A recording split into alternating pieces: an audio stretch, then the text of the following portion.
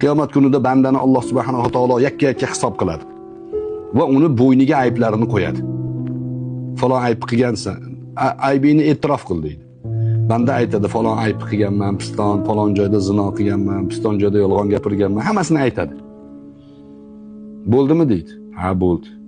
Falon narsani ham qilgansan-ku deydi. Bekitgani bor-da. Endi odam Allohdan bekitolmaydiki, lekin hijolat qilar ekanda banda. Ha, uni ham qilganman deydi. Falondan bor-ku deydi. To'g'ri, uni ham qilganman deydi. Ichida aytadiki, tamom bo'ldim endi deydi.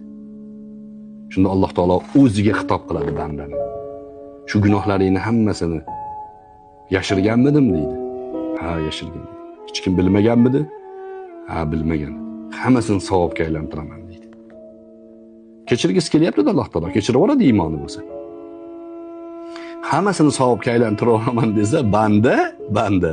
Parvardigoro falon joyda falon qilgan gunohim ham bor derkan. Savobga aylanganini ko'rgandan keyin e'tirof yana yangitdan boshlanadi.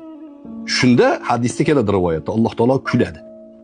Qur'onda Alloh taolo la taqnatu min rahmatillah innalloha yaghfiru zunuba jami'a degan. Allohning rahmatidan noumid bo'lmanglar. Alloh hamma gunohlarni kechiradi.